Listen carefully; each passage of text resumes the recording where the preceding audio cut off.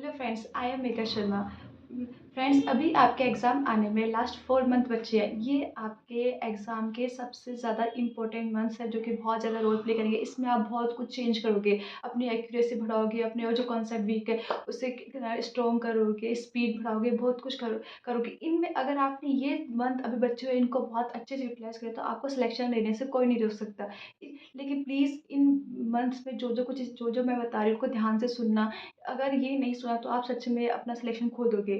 इसलिए आपको बहुत कुछ चीज़ें हैं जो आपको ना ध्यान रखनी है इन मंथ्स में। ये आपके बहुत लाइफ के बहुत क्रूशियल मंथ्स है, इन्हें वेस्ट मत करना। अभी तक आपने आपने बहुत पूरे अब पहले के मंथ में बहुत कुछ पढ़ा है, लेकिन अगर आप इन्हें लाइट नहीं लोगे तो आपका सिलेक्शन नहीं होगा। इसलिए आप प्लीज़ इन मंथ्स को भी अच्छे से यूटिलाइज़ करो।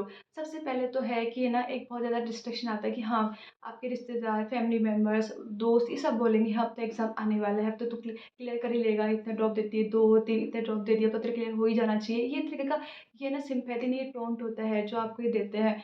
तो इसलिए इन सबको इग्नोर करो, है ना? सोचो कि हाँ, मुझे तो अपना बेस्ट देना है, जो होगा देखा जाएगा। गीता में बहुत बहुत अच्छा लिखा हुआ है कि कर्म करो। ना तुम फल की चिंता मत करो, कर्म करते जाओ। अब ना सिर्फ फोकस कर्म पे होना चाहिए, क्योंकि रिजल्ट अपन अपन को नहीं पता क्या होगा। जो अपन को करना है, जो बेस्ट करना है, अपना 100% देने की कोशिश करो। हाँ, अपने कुछ चीज़ें जो है ना वो सेक्रीफाइस मांगती है। अब जैसे ना शादियों का बहुत सीजन चल रहा है, अभी आपके बहुत सब ऐसा होगा कि आपके क्लोज फैमिली मेम्बर या किसी की भी शादी होगी, पार्टी होगी, बहुत कुछ होगा, अभी न्यू ईयर पार्टी, ये सब होने वाली है। तो अगर अगर आप इन चीज़ों में इन्वॉल्व हो जाओगे तो अभी आपकी टेस्ट सीरीज भी आएगी, उस पर फोकस नहीं कर पाओगे। आपकी बहुत चीज़ें, क्योंकि है ना अपन बाहर जाते हैं तो 2-4 दिन तो ऐसे होता है कि है ना वो जो चीज़ें होती है अपने बहुत माइंड में घूमती रहती है। इसलिए अब आपको शादी पार्टी सब अवॉइड करनी चाहिए। आपको फिर सिर्फ फोकस होना चाहिए अपने एग्जाम पे। अपने एग्जाम को कुछ दोगे तभी तो आपको कुछ अच्छा रिजल्ट मिलेगा। पहले सेक्रीफाइस मांगती है चीज़ें, तो सेक्रीफाइस करो, है ना? और सबसे ज़्यादा होता है कि आपको ना एग्ज़ाम क्लियर करते हो सबसे पहले क्या होता है, आप उस चीज़ का एग्ज़ाम पैटर्न ध्यान रखते हो, उसका सिलेबस क्या है।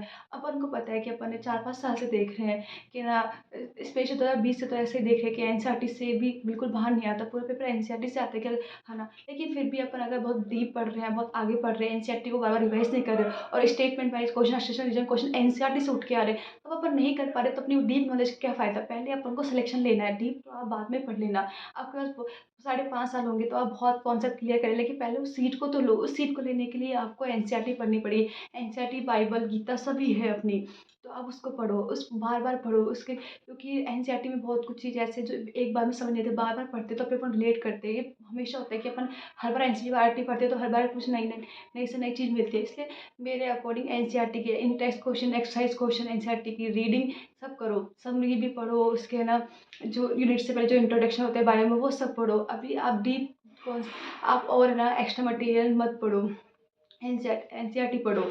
और सबसे ज़्यादा इम्पोर्टेंट है, अभी एग्ज़ाम आने वाला है तो प्लीज़ अपनी फिजिकल फिटनेस का भी ध्यान रखो। अगर ना ये बहुत पहले कहा जाता है और सभी कहते हैं, और मैं भी उसको बहुत अच्छी चीज़ मानती हूँ कि स्वस्थ शरीर में ही स्वस्थ मस्तिष्क का विकास होता है।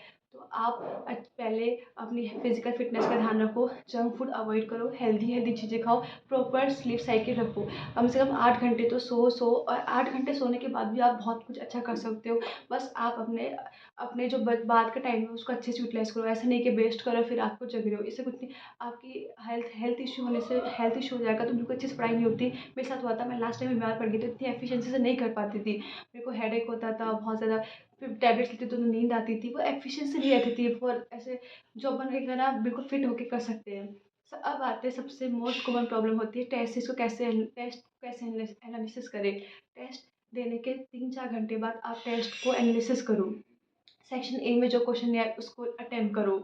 जो गलत हुआ, क्यों गलत हुआ, उसके कंसेप्ट को वापस देखो, क्या गलती करी, तुक्का लगाया, तुक्का इसमें तुक्का लगाया, बाद में उसको कॉन्सेप्ट देखो, चलो तुक्के से सब तो सही हो गया, लेकिन एग्जाम में गलत हो जाए तो इसलिए आप ऐसा नहीं कि आपका जो सही होगा कि हाँ ये तो मैंने सही कर दिया, अब मुझे देखना ही नहीं है। अरे तुक्का मारा है, कैसे किया है, उल्टे पुल्टे स्टेप करके कैसे कैसे करके आंसर लिया है, इन सबको देखो।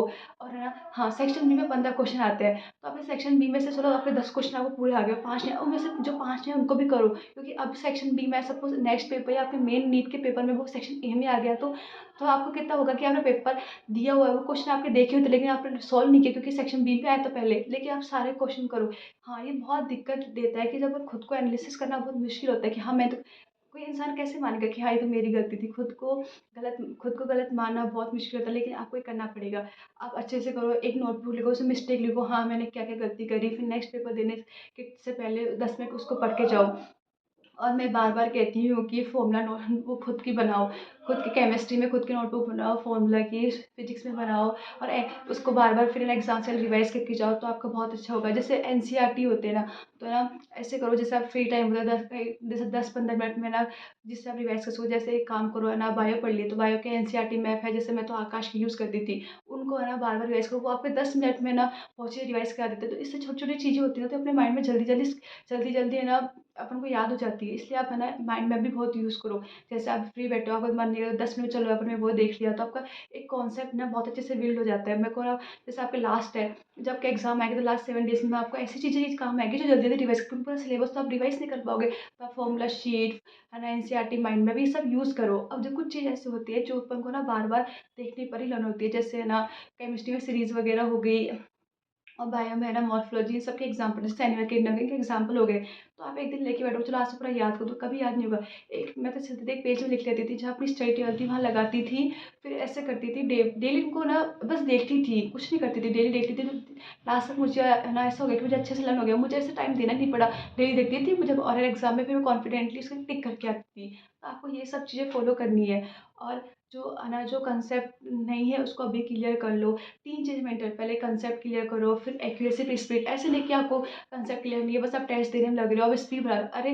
पहले टेस्ट देने से पहले कंसेप्ट बनाना क्लियर करना ज़रूरी है, फिर एक्यूरेसी लाओ, फिर स्पीड लाओ। ये ये चीज़ें ना अगर आपने सीक्वेंस ही फॉलो नहीं करी ना, ऐसे ऊपर-नीचे करी है, तो आपका सिलेक्शन नहीं होगा, क्योंकि कुछ चीज़ें होती हैं जो सीक्वेंस से ही फॉलो करना होता है।